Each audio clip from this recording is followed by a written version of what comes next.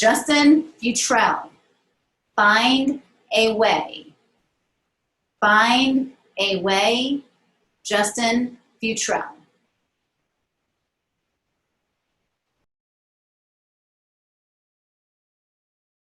I walked into the kitchen to the smell of freshly baked chocolate chip cookies.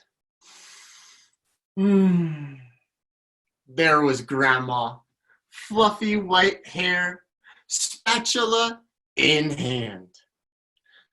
Carry those to the car, please, young man. But Grandma, there are 10 plates of cookies, and I have a broken hand. My grandma is all of 5'0", but let me tell you, she can be intimidating. She slapped that spatula down and said, Justin, you can find an excuse or find a way. Mr. Contest Chair, fellow Toastmasters, and guests. Fast forward 4 years from Grandma's kitchen, I found myself standing in East Africa, studying economic development in Tanzania. We capped the class off with an awesome safari. Now, I could tell you stories about 50 seemingly precious baboons that quickly turned into vicious predators as they charged our jeeps. And I could tell you stories about male elephants fighting over a female during the prime of mating season. And then how the 12,000-pound winner proceeded to jump up from behind her, and, well, Grandma would not approve of that one. What I will tell you is the story about a mother and the story about a little boy. We were driving on a dirt-covered road, swerving around rocks and bumping through potholes. We were traveling to a rural village. We came across a mother who was holding a bucket on her head. We watched her bend down to fill her bucket using a puddle of stagnant water. The same puddle cows were lying in. The same puddle goats were defecating in. She explained that she would use this water to cook meals for her family and to bathe.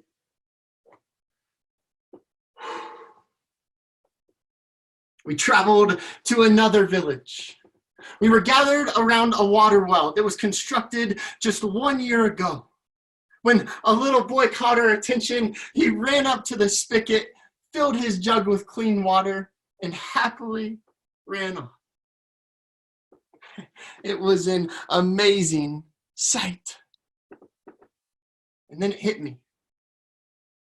What would this boy have done just 1 year ago? Back home, I told this story to Grandma.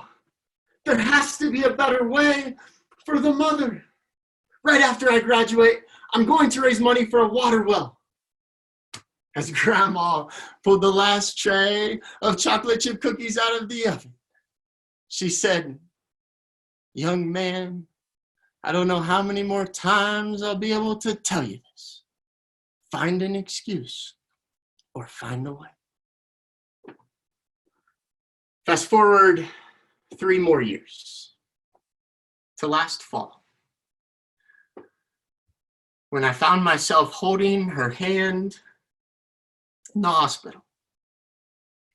We all have those moments where we recall our fondest memories with our loved ones. I found myself remembering those conversations with Grandma in the kitchen about wanting to do a fundraiser. Now here I was, hundreds of excuses later, remembering her timeless advice, find an excuse or find a way. What dream do you have that you keep putting off? What passion are you not pursuing? I finally did a fundraiser. Decided to do something crazy to catch people's attention. 1,000 pull-ups in one day. People pledged anything from a penny to a quarter per pull-up. My goal, to raise $25,000. The day came. After 200, I was feeling good. After 400, I began to feel pain in muscles that I never knew existed. After 600, my hands were ripped and bleeding. On 800, Grandma's voice was ringing. Find an excuse or find a way. 900, 901, 902, 1,000. We did it. 1,000 pull-ups and $25,000 later. The village of Kenyato, Tanzania, with more than 9,000 people, now has access to clean water every single day.